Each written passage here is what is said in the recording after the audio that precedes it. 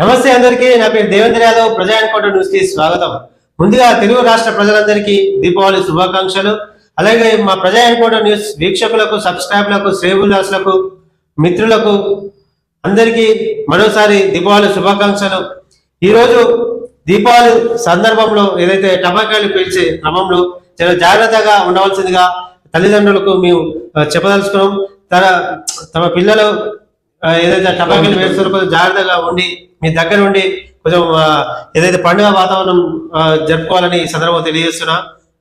అలాగే కాలుష్యం కూడా ఏర్పడే అవకాశాలు ఉంటాయి కాబట్టి చాలా తక్కువ మోతాదులో టపాకాయలు పేల్చుకొని మంచిగా ఇది దీపావళి పండుగ మరింత శుభ ఘనంగా జరుపుకోవాలని ఈ సందర్భంగా తెలియజేస్తున్నా.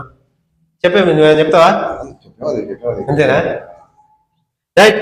అయితే మన ప్రజాయనకోట న్యూస్ లో ప్రధానమైన వార్తలు చూసుకునే ప్రయత్నం చేద్దాం. అందులో వాస్తవాలు అవాస్తవాలు కూడా తెలుసుకునే ప్రయత్నం చేద్దాం. ప్రజాయనకోట తెలుగు దినపత్రికలో ప్రధానమైన వార్త వచ్చేసి పాలన వైఫల్యానికి అధికారులపై నెట్టేసేందుకు రేవంత్ యత్నం. పాలన వైఫల్యాన్ని అధికారులపై నెట్టేస్తున్నాడు మన రేవంత్ రెడ్డి. మరి నువ్వేం చేస్తున్నట్టు? వాళ్ళపై నువ్వేం చేసినావు అసలు ఇంతకి వాళ్ళపై నెట్టేయడానికి? 2 ఏళ్ళు అవుతున్న లక్ష్యాన్ని చేరుకోరా, నిర్దేశిత లక్ష్యాన్ని ప్రజల్లోకి తీసుకెళ్లడంలో విఫలమయ్యారని ఆవేదన. ఏ సీఎం ఇవ్వలేనంత స్వేచ్ఛ ఇచ్చినా గమ్యాన్ని చేరుకోలేదని నిర్వేదం. అధికారులు మంచి పనిచేసే సర్కారుకు మంచి పేరు వస్తుందని సీఎం. నిధులు లేకుండా వట్టి చేతులతో ఎంతకాలం పోరాడతామని కార్యదర్శి. అక్కడ నిధులే గదిలేవా? నిధులు గదిలేనప్పుడు ప్రజలకు ఎట్లా సౌకర్యం చేరుకునే అవసరం ఉంటుంది? పెద్ద మనిషి మీరు అధికారులు ఉండేది 67, మీరు ఉండేది 5 ఏళ్ళు. మీరు 5 ఏళ్ళలోనే మీరు 2 ఏళ్ళకి ఇట్టానంటే సార్ రేవంత్ రెడ్డి గారు. మన హనుమంతరావు గారు చెప్తున్నారు. రేవంత్ రెడ్డి గారు ఆడపిల్లలకి 2000 ఇవ్వండి, ఒక్కొక్కరికి ఇస్తే మీరు అన్ని ఇచ్చినట్టే. అలా పెద్ద మంది చేసినట్టే పాత నాయకుడు ఆయన అన్నాడంటే మీరే చూసుకోండి. 6 గ్యారెంటీలు ఇచ్చిర్రు. 6 గ్యారెంటీలు ఇస్తే చాలా బాగుంటుంది. దాంట్లో ఒక హనుమంతరావు చెప్పింది ఏంటంటే ఆడపిల్లలు ఎక్కడ పోయినా ఆయనను ముట్టడిస్తారంట. ఎక్కడ పోయినా ఆయన ముట్టడిస్తున్నారు. నీ దండం పెడతా ఆ 2500 ఆడపిల్లకి ఏంటి అని చెప్పి మరి హనుమంతరావు చెప్తారు. అది అధికారులతో చూయకుండా మీరు స్వయంగా నిర్ణయం తీసుకోండి. అధికారం ఆడలేనే కాదు, నిధులు ఉంటాయని కూడా చూసుకోండి. కొంచెం నిధులు అధిపతులైన నిధులు వస్తాయి. అలా వేరే మాదాపూర్లో 170 కోట్ల ఎకరం అని చెప్పి పెద్ద పెద్ద ప్రాజెక్టులకు అయితే నిధులు వస్తాయి, కానీ ఇలాంటి సంక్షేమ పథకాలకు నిధులు రావు. మరి ఎందుకు ఇచ్చిన హామీలు? ఎక్కడ పోయినా అక్కడ సీనియర్ నాయకులు ఎక్కడ పోయినా వాళ్ళని ప్రశ్నిస్తున్నారట. ఏమైంది? 10 రూపాయలు 20 రూపాయలు చేశారు. రేట్లు పెంచి ఇంకేం లాభం? ఆ పథకం కూడా ఫెయిల్ అయిపోయాయి. ఇంకేం మీరు చేసేదే ఉందన్న. అదే కరెంటు 200 కరెంట్ అది ఇచ్చారు, దానికి రేట్లు పెంచారు. అది మన 400 పోయేది ఇప్పుడు 800 బిల్ అవుతుంది. అది ఫ్రీ అన్నదే మోసం. ఫ్రీ ప్రజలు అడిగిర్రా? ఏ ప్రజలు అడగలేదు. మీరే హామీ ఇస్తారు. 42 ఎందుకు వచ్చింది గొడవ? మీరే హామీ ఇస్తుంది. కామన్ ఎడ్యుకేషన్ లో మీరే హామీ ఇస్తారు. అది చేసినా నెరవేర్చినా అక్కడ పెట్టిన పెంట ఇక్కడ దాకా వచ్చింది. స్థానిక ఎన్నికలు లేవు, ఇవి లేవు, అవి లేవు. ఇప్పుడు ఏంటి మీ దృష్టి అంతా న్యూక్లియస్ ఎన్నికల మీద. మాగంటి కోపరేటివ్ మన ఆయన అయిపోయింది కదా, దాని మీద బై ఎలక్షన్ వచ్చింది. పోపది పెట్టారు. ఏంటి విష్ణువర్ధన్ రెడ్డి అన్నగా వస్తున్నాడు. ప్రతి ఒక్కరు 2-3 కంటెంట్ చేస్తారు. ఎందుకు చేస్తున్నది? వాళ్ళ వైఫల్యం ఏంది? మీరు గెలుస్తారనుకుంటున్నారా? అది అవన్నీ వేరే వస్తున్నాయి కథ. సరే, మన వార్త చూసుకుందాం. బీఆర్ఎస్ ఓటమికి అసలు కారణం అదే. బీఆర్ఎస్ ఓటమికి ధరణి చట్టమే కారణం అంటున్న సీఎం రేవంత్. కొంతమంది దొరల కోసమే ధరణి తెచ్చారని తీవ్ర ఆరోపణ. ధరణి రద్దు చేసి భూభారతం తీసుకువచ్చామని వెల్లడి. ఏడాదిలోనే 60,000 ఉద్యోగాలు భర్తీ చేశామని ముఖ్యమంత్రి. సర్వేల బాధ్యతగా ఉండి రైతులకు సాయం చేయాలని సూచన. ఏ మాట కామాట చెప్పాలి. ఇది మంచి నిర్ణయమే. టీఆర్ఎస్ 10 ఏళ్ళు వాళ్ళు ఏం ఉద్యోగాలు ఇవ్వలేదు, రేషన్ కార్డు ఇవ్వలేదు. వీళ్ళు ఇచ్చిర్రు, ఉద్యోగాలు ఇచ్చారు, రేషన్ కార్డులు ఇచ్చారు. ఇది మంచి సరే, ఇప్పుడు రేషన్ అంశం కాదు, ఇది ధరణి అంశము. ధరణి సంబంధించినటువంటి అంశం ఏంటంటే గతంలో ధరణి పెద్దల కోసమే తెచ్చారు, దొరల కోసమే ధరణి తెచ్చారని చెప్తున్నటువంటి మన రేవంత్ రెడ్డి మరి ఇప్పుడు వచ్చినటువంటి భూభారతి విషయంలో కూడా అవకతవకలు జరుగుతున్నట్టు అనేక ఆరోపణలు కూడా రావడం జరుగుతుంది. మరి దానిపైన మరి ఎలాంటి మరి సర్వేలో దాదాపు 60,000 మంది ఉద్యోగాలు భర్తీ చేశారని చెప్తున్నారు. మరి ముందు ఏ విధంగా పని కొనసాగుతుందో, భూభారతి ఏ విధంగా ప్రజలకు ఉపయోగకరంగా ఉంటుందో ముందు చూసే ప్రయత్నం చేద్దాం. ఇది భూభారతి సంబంధించిన అధికారులపై నెట్టేసినటువంటి వార్త చూసినాం. మన ఆంధ్రకు సంబంధించిన వార్త చూసుకున్నట్టయితే విశాఖ సదస్సుపై సీఎం చంద్రబాబు కొత్త వ్యూహంతో వెళ్తున్నాడట. విశాఖపట్నం వేదికగా నవంబర్ 14-15 తేదీలో జరగనున్న భారత పరిశ్రమ సమైక్య భాగస్వామి సదస్సును సరికొత్త పందెంలో నిర్వహించాలని ముఖ్యమంత్రి చంద్రబాబు అధికారులకు దిశానిర్దేశం చేశారట. ఈ సదస్సు కేవలం పెట్టుబడులు ఒప్పందాలు పరిమితం కాకుండా రాష్ట్ర పరిశ్రమక భవిష్యత్తుకు మార్గనిర్దేశం చేసే విధానాలను రూపకల్పన చేస్తుందట. విశాఖ సదస్సుపై కొత్త వ్యూహం దానికి సంబంధించిన గవర్నమెంట్ గవర్నమెంట్ ఉంటుంది కాబట్టి అది ఏం జరిగినా జరుగుతుంది, అది కావాలి. నవంబర్ 14-15 తేదీలో విశాఖలో సిఐఐ భాగస్వామ్య సదస్సు కేవలం ఒప్పందాలకే కాకుండా విధానాలు రూపకల్పనపై చర్చించాలని సీఎం ఆదేశం.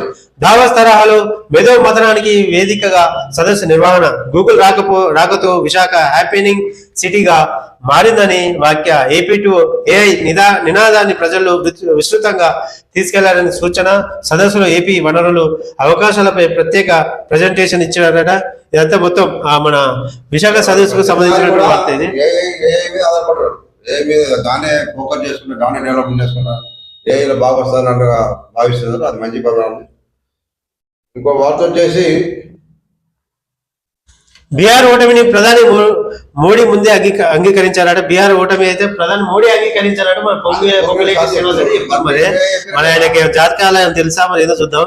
పొంగులేటి సంచలన వ్యాఖ్యలు చేసినట. బీహార్ ఎన్నికల్లో మహాగఠబంధన్ దే విజయం, నితీష్ కుమార్ పాలన అన్ని రంగాల్లో విఫలం, నిరుద్యోగులతో యువత వలసబాట పట్టారు. బీజేపీ జేడీయూ పొత్తు కేవలం అధికారం కోసమే. కాంగ్రెస్ అభ్యర్థుల నామినేషన్ లో పాల్గొన్న పొంగులేటి అంటే ఈసారికి మన మంత్రాలు మంత్రాలు కాదు కానీ ఆయన అంచనా వేస్తుండో అంచనా తగ్గట్టు అంగీకరించిందంటే ఎవరు పొంగులేటి శ్రీనివాస ముందు అంగీకరించిందా లేకపోతే ఎవరు చెప్పినారు? బీహార్ శాసనసభ ఎన్నికల్లో కాంగ్రెస్ ఆర్జేడీ వామపక్షాలతో కూడిన మహాగఠబంధన్ కూటమి ఘన విజయం సాధించడం ఖాయమని తెలంగాణ మంత్రి కాంగ్రెస్ బీహార్ ఎన్నికల పరిశీలకుడు పొంగులేటి శ్రీనివాసరెడ్డి ధీమా వ్యక్తం చేశారు. అయితే అక్కడ సంబంధించినటువంటి పొంగులేటి అక్కడ బీహార్ సంబంధించిన ఏదైతే ఉందో అక్కడ బీజేపీ ఓడిపోతుందని చెప్పి శ్రీనివాసరెడ్డి చెప్పుకొస్తున్నటువంటి మాట చూస్తున్నాం. కవిత జాగృతి జనపాట శ్రీవారి ఆశీస్సుల కోసం తిరుమలకి కొత్త కార్యక్రమానికి శ్రీకారం చుట్టూ తెలంగాణ జాగృతి 4 నెలల పాటు కొనసాగుతున్న కార్యాచరణ. భర్తతో కలిసి తిరుమల శ్రీవారికి దర్శించుకున్న కవిత. కార్యక్రమం విజయవంతం కావాలని స్వామివారికి పూజలు.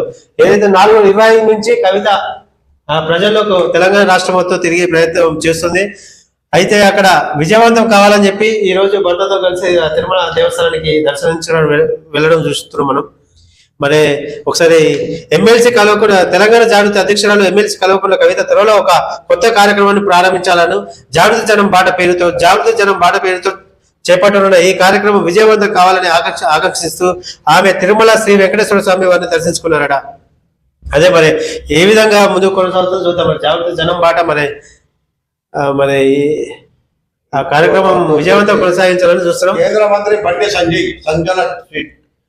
కేంద్ర హోంశాఖ సహాయ మంత్రి బండి సంజయ్ ఆదివారం ఎక్స్ లో సంచలన పోస్ట్ పెట్టారు. తెలంగాణలోని రాజకీయ నాయకులు స్పష్టమైన హెచ్చరిక చేస్తున్నట్లు పేర్కొన్నారు.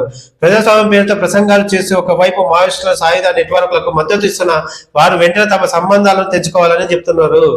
ఏదైతే తెలంగాణ మావోయిస్టు పార్టీలు ఉన్నాయో వాటికి మన తెలంగాణ రాష్ట్ర నాయకులు కొన్ని పార్టీలు వాళ్ళకు సంబంధం పెట్టుకొని అనేక కార్యక్రమాలు చేస్తున్నారు. వాటిని బంద్ పెట్టాలని చెప్పి కేంద్ర హోంశాఖ బండి సంజయ్ గారు హెచ్చరికలు జారీ చేస్తున్నారు. మరి ఎవరున్నారంటే మరి బీజేపీ ఉందంటవా, కాంగ్రెస్ ఉందంటవా, మరి ఇది బీఆర్ఎస్ ఉందంటవా, ఎవరి మీద అనుమానంతో చెప్తుండొచ్చు. అందుకే తెలంగాణ రాజకీయ నాయకులు అని చెప్తున్నాడు. రాజకీయ నాయకులు ఏ పార్టీ నాయకులైనా ఉండొచ్చు, బీజేపీ నుంచి అయినా ఉండొచ్చు, మరి ఏ పార్టీ నాయకులు ఇప్పుడు నాయకులు అని చెప్పిండుగా. నాయకులు అంటే వాళ్ళ తరపు నుంచి నాయకులు. సరే మిత్రులైన ఇది ప్రజాయన తెలుగు దినపత్రికలో వచ్చిన ప్రధానమైన వార్తలు, వాటి యొక్క వాస్తవాలు అవాస్తవాలు మీకు తెలిసే ప్రయత్నం చేశాను. ఇది ఎప్పటికీ మన ప్రజాయన న్యూస్ ని చూస్తూనే ఉండండి. నమస్తే.